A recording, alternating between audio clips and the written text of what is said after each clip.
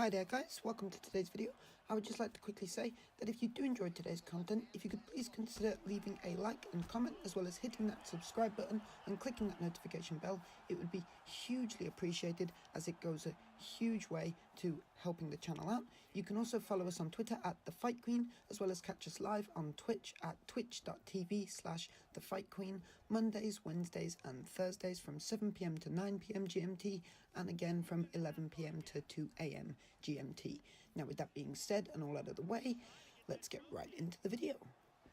So today I'm just going to do more of a brief overview of the card, rather than going in depth to one particular fight, because I feel there's a lot to talk about this card and there's a lot of fights that are worth covering. So we'll just go over them briefly. I think we'll start with the Arlovski fight against Augusto Sakai. It's just what I don't really know what can be said. What a stupid decision. I mean, really, the judges just need slapping. Absolutely abhorrent decision, just entirely. Andrei Arlovski clearly won that fight 2 rounds to 1. Augusto definitely won the third round, but round 1 and 2, clearly Arlovski. He was controlling the pace, he was controlling who was moving forward, who was moving backward. He was hitting Augusto way more than Augusto was hitting him. He was hitting Augusto with harder strikes. I mean, it's no competition in my eyes. I'm no judge, of course, but certainly the crowd in the arena saw it the same way as I did, and there was a heck of a lot of boos at the end of that fight when the decision was announced. So, yeah. And also a lot of people on Twitter were harping on about it. So I think all in all we can all agree that it was a pretty poor decision. Moving on to the next fight with Takashi Sato, or Sato, I'm not sure which one it is, versus Ben Saunders. What a fight. What a fight, but even more than that, what a KO. I mean, oh my god, Takashi Sato, just wow. Wow is all I can say. If you look on my Twitter, I literally just put, what a knockout. And that was it. It was amazing. Truly, truly amazing. Moving into the next one, I think we can talk about the John Lineker-Corey Sandhagen fight briefly. That fight lived up to expectations, that's for sure. I kind of had Lineker winning going into that, but I did, there was a little bit of me that thought Sandhagen might pull it out, but I was kind of 70-30 on it. However, that 30% I should have leaned towards, because Sandhagen took the decision, and rightfully so. Although, why so many? Why was the crowd booing so much? I get booing the Arlovski decision, but the Sandhagen decision, Sandhagen definitely won that fight. If you look at the statistics, he outstruck Lineker every single round. Sure, Lineker had a few good moments here and there, and a few good strikes landed, and he definitely ended that final round in a big way, but that doesn't win you a fight as a whole. You have to be strong throughout the fight, and Sandhagen was stronger for longer. So, yeah, I don't agree with the crowd on that one. Moving into the next fight with Mike Perry versus Alex Oliveira. Again, what a fight. I mean, I definitely had Oliveira going into this, but I was really close to being 50-50. I was kind of like 51-49. And God, it just completely lived up to expectations. I thought it was going to be a complete and striking masterclass, and it pretty much was, through and through. I do feel that if Oliveira didn't dislocate his toe during the end of the second round, I believe it was, then I think he would have been much, or he would have done much stronger and accomplished much more in that third and final round, and may have stolen round 3 from Mike Perry. But it's the fight game. Things like that happen all the time. You just gotta deal with it as it goes. So yeah, definitely a good fight though. One to remember for sure. Moving into the co-main,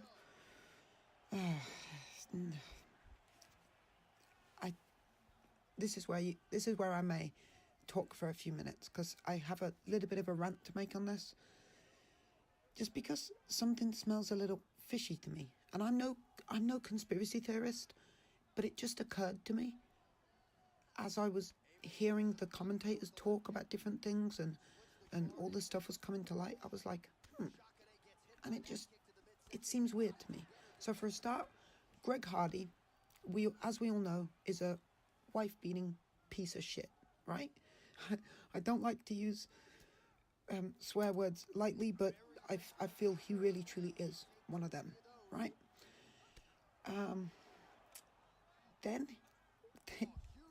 after being, I'm not sure if he's been completely convicted, but he's definitely been charged at least of all of that stuff. The UFC not only hire him, but they put him straight into a co-main event slot, right? And then if that isn't bad enough, he then literally, like, to quote the words of John Anik, he practically gasses out in the inspection zone. I mean, he wasn't even in that fight. He gassed out within, like, the first punch being thrown and then just got mauled and manhandled. It was an appalling show, and me and everybody else kind of thought, okay, well, that's the back of Greg Hardy. Next time we see him, he'll be in the prelims. After that, he'll be in Fight Pass. And after that, we won't see him again. Clearly doesn't have the skills. But no, instead of that, they then put him in another co-main event slot, right? Now, that already had my, eyebrow tweaking up a little bit. I was like, why would you do that when he had such an abysmal performance the first time? But I just thought, oh, whatever. I get it, he's a name. You can get a lot of people watching because they want to see him get knocked out. So, yeah, fair enough. So I got that.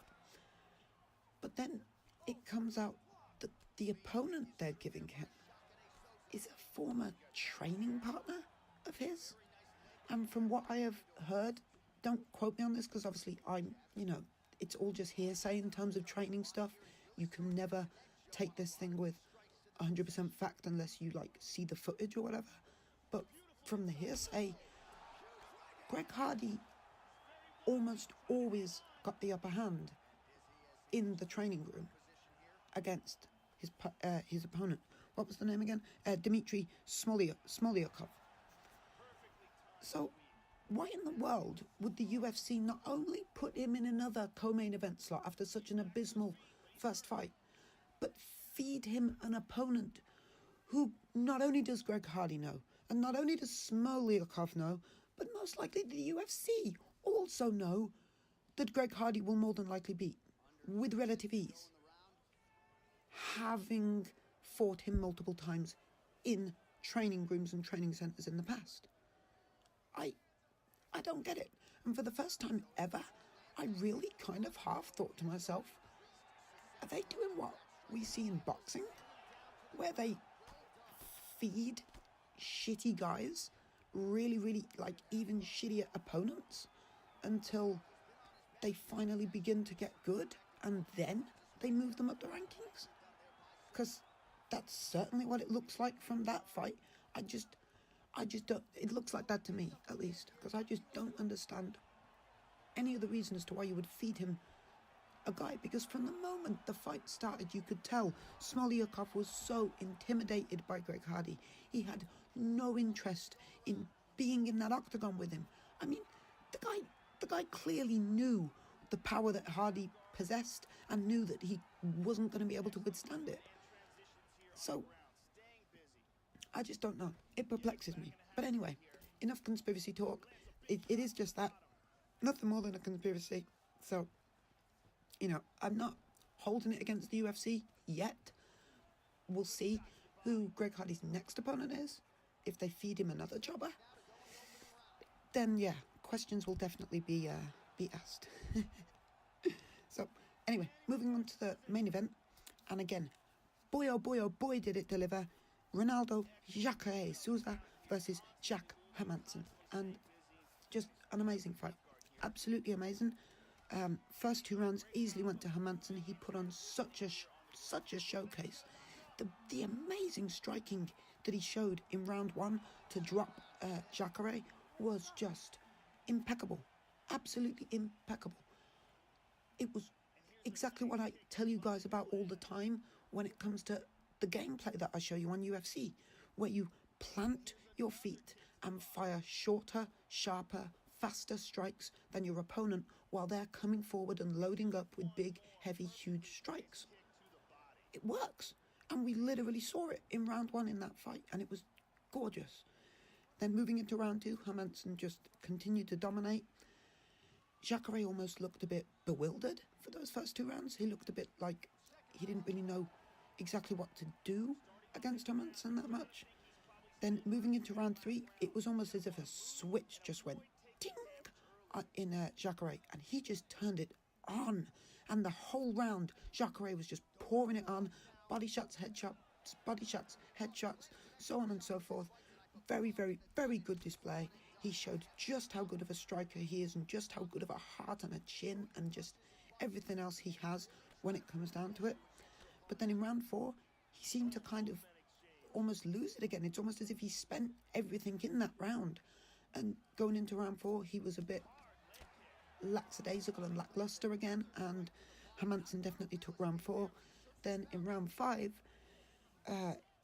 it was a little bit more back and forth than any other round, but it definitely went to Hermansson. There was 1 or 2 moments where Jacare looked really good, and you could definitely say that it was Jacare's round, and I think 1, if not 2 judges did, I think 1 judge did see it as 2 rounds to Jacare and 3 rounds to Hermansson, but it might have been 2 judges even.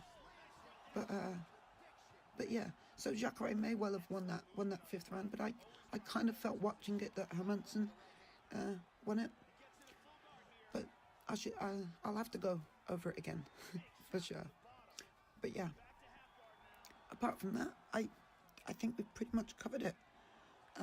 That obviously there were more fights, but they were either decisions or largely not something I really want to cover too much. I guess I could quickly cover the first fight of the prelims, which was Gilbert Burns. I'll just quickly cover the finish because he got a round 2 submission, and boy oh boy was it a beautiful submission. It really was. Let me double check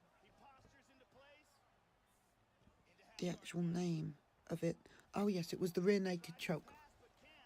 Yeah, beautiful rear naked choke, and it was just gorgeous. And it was a pretty good fight, all in all as well. Gilbert Burns definitely showed how good he is still. And Mike Davis looked quite good as well. I'm not sure if it was his first ever fight or second, maybe even third, but I haven't heard of the guy prior to now, so it might be his debut. I'm not too sure on that. I'll